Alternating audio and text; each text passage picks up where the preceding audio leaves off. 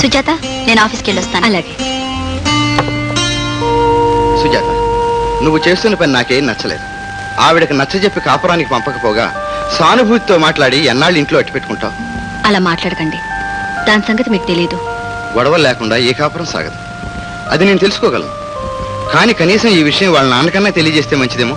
దాని అక్కైపోయి ఇంకా ఎంతో కాలం కాలేదు. మా బాబాయ్ ఆ దెబ్బ నుంచి ఇంకా కోలుకోలేదు.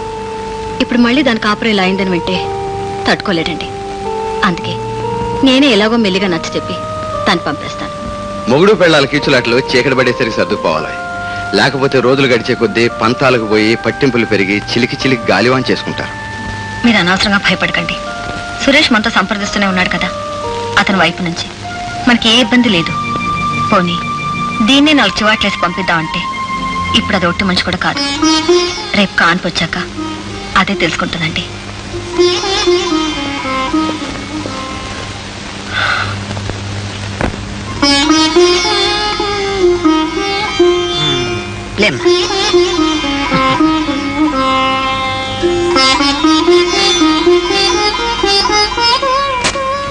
చూడమ్మా, ఈ మందులన్నీ రెగ్యులర్ గా వాడాలి. నువ్వు కొంచెం నీరసంగా ఉన్నావు. ప్రతి నెల చెకప్ రా. అలాగే. ఇదిగో మీ ఫీజు తీసుకో.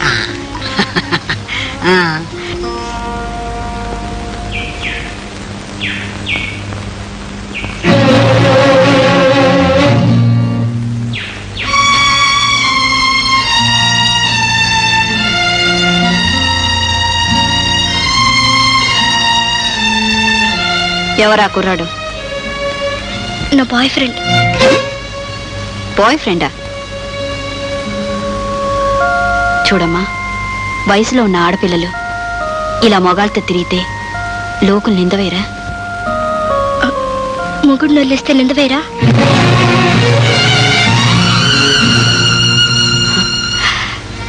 నీ చీరచ్చి పొరపాటు చేశానమ్మా.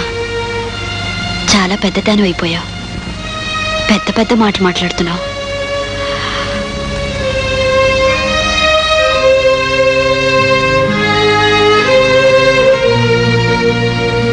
Good morning doctor. Good morning. మీ ఫీజు తీసుకో. చూడబ్బాయ్, మా డాక్టర్లు 2 చేతులా సంపాదిస్తారనే మాట వాస్తవమే గాని మొగుడు పెళ్ళం ఇద్దరి దగ్గర ఫీజు తీసుకోమయ్యా. తీసుకోండి. మీ ఆవిడ ఇచ్చింది ఏమయ్యా నా ఫీజు?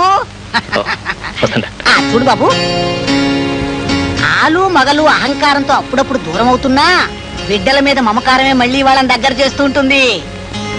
మానసి తన తప్పు తొందరలో తెలుసుకుంటుంది అనుకుంటాను.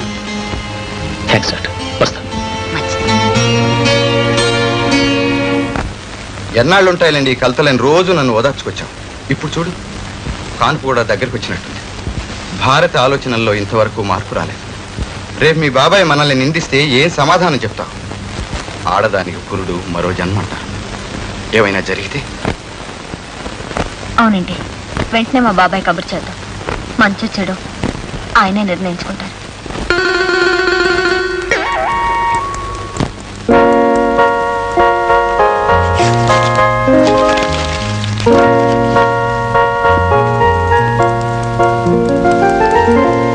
ఇవాళతో 9 నెలలు నిండిపోయాయిరా.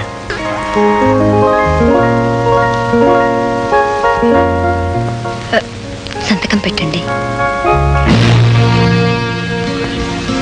తర్వాత చూస్తాను. వెళ్ళి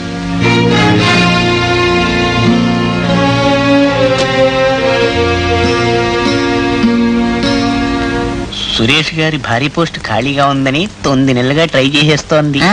మరి ఆ శ్రీరామచంద్రుడు ఆమె వైపు కన్నెత్తేనా చూడటం లేదు. పిచ్చిది. అదే నేనైతే వెంటనే ఒప్పేసుకుని ఉండేవాడిని అనుకుంటున్నాను.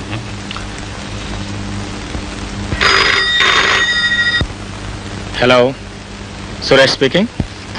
నేను డాక్టర్ సదాలక్ష్మి మాట్లాడుతున్నాను. మీ ఆవిడకి నొప్పులు వస్తున్నాయి. త్వరగా రా బాబు. అలాగండి, వెంటనే బయలుదేరుతున్నాను. Thank you very much.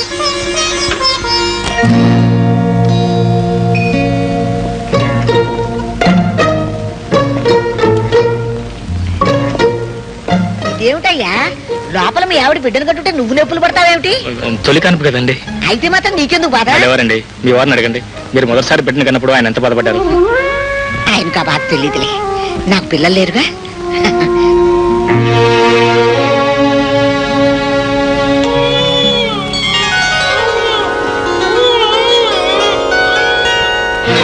బాబు పండంటి మొగబిడ్డ డాక్టర్ మీరు ఒకసారి లోపలికి రండి. అన్నా ఆ బ్రహ్మదేవుడు నాకు బ్రహ్మాస్త్రంగా ఇచ్చాడు నేను. ముక్కు మీద పుట్టాడు కోపం పెట్టుకుని మీ అమ్మ వెళ్ళిపోయింది. నేను కట్టిన పసుపు తాడు కూడా ఆమె లొంగదేయలేకపోయింది. ఇప్పుడు నిన్నే ఒక బ్రహ్మాస్త్రంగా వేసి ముక్కుకు తాడులోగా కట్టి మీ అమ్మను మన ఇంటికి వచ్చేటి చేస్తాను. సాయంత్రం కల్లా మీ అమ్మ వచ్చి మన తలుపు తట్టాలి. Okay okay. ఇదిగో అబ్బాయి సురేష్, నీ కాలు పాలు పుట్టారయ్యా. ఏడితను కొంపదీసి దూడ వెనకాల ఆవచ్చినట్టు పిల్లాడి కోసం తల్లి వస్తుందని ఎత్తు పడిపోయాడా? అమ్మో, ఈ సంగతి భారతి చెప్పేస్తే అసలు తిక్క మనిషి కోర్టుకు వెళ్ళినా పెడుతుంది. లేనిపోని కష్టాలు కొని తెచ్చుకోవడం ఎందుకు? డాక్టర్ అయి ఉండి ఇలా చేయడం నేరం కదా? ఎత్తుపోయింది పరాయివాడు కాదుగా, కన్న తండ్రిగా. పసిబిడ్డ పాల కోసం ఏడవకమానడు, సురేష్ బిడ్డను తల్లికి అప్పగించకమానడు. మధ్యలో నేనెందుకు వరి అయిపోవడం? నేను తీసుకెళ్ళి తల్లి పక్కన పడుకోబెట్టేస్తాను. ఆ పైన భగవంతుడే ఉన్నాడు.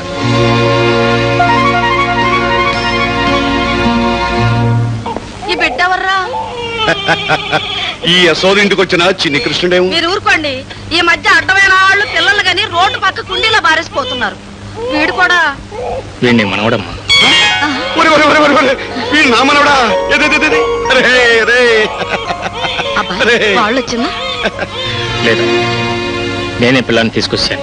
అయ్యో అదేమిట్రా, పురిటి మంచం మీద నెత్తురుగుడ్డు నెత్తుకొచ్చేసావు. మంచి పని చేశారు అబ్బాయి. నీ పేరు చరిత్ర పుస్తకాలకు ఎక్కుతుంది. చూసావటే బుచ్చిగాడు ఎంత చక్కగా ముద్దుస్తున్నాడు. ఇదిగో ఆ కళ్ళు ముక్కు అంతా నా పోలికనే. ఏం కాదు, మొక్కం చూడు చందమామలా ఉంది. నా పోలిక. సర్లే, చెప్పగా నీ మొహం పోలికే చెప్పాలి. బోర్లించిన బూర్లు ముహులాగా మొహం నువ్వు. నీ ముఖం ఉందలే దెబ్బరొట్టెల్లి. చిచి, ఇక నుంచి నీతో మాట్లాడిపో. అంతొక్క బుజ్జిగాడు నేను ఆడుకుంటాం. ఆడుకుంటా. ఒరే అబ్బాయి, కోడలు తగాదాకా వస్తుందేమో. రావాలనేగా వీడిని తీసుకొచ్చింది.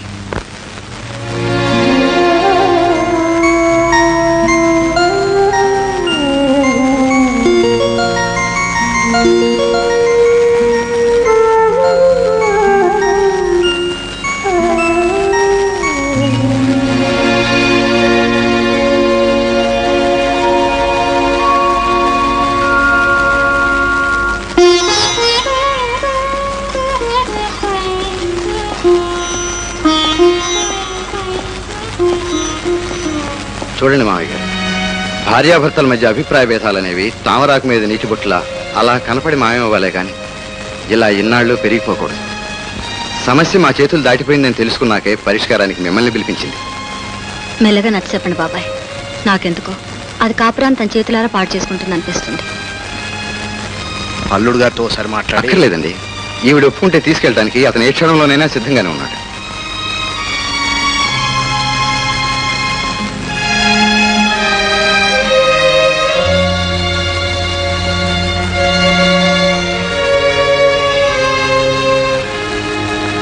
అమ్మా అమ్మా,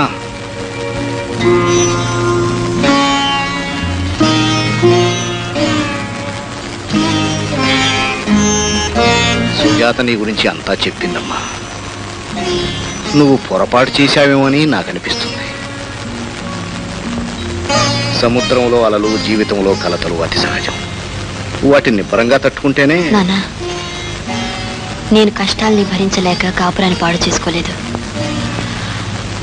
కట్టుకున్న మనిషిని సహించలేక వచ్చేసాను. తప్పమ్మా, తప్పు. నచ్చకపోతే మూసేయడానికి ఇది పుస్తకం కాదు. సంసారంలో సర్దుబాటు తప్పవమ్మా.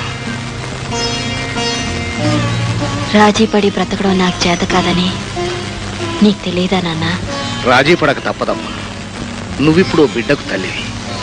ఒంటరిగా ఈ ఊళ్ళో ఉంటూ భర్తకు దూరంగా ఉంటే నలుగురు నిందిస్తారమ్మా. అందుకే మెడ్రాస్ ట్రాన్స్ఫర్ చేయించుకున్నాను. ఇప్పటికే నువ్వు 7 అడుగుల నియమం దాటి చాలా దూరం వచ్చావు. ఇంకా దూరంగా వెళ్తావా? వద్దమ్మా.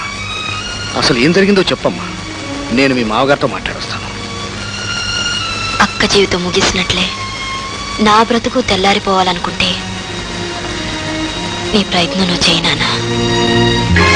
వద్దు నాన్న, నన్ను ఎక్కడికి పంపించొద్దు. నేను ఎక్కడికి వెళ్ళదు. నీ దగ్గర దగ్గరే ఉంటాను నాన్న. నన్ను ఎక్కడికి పంపించొద్దు.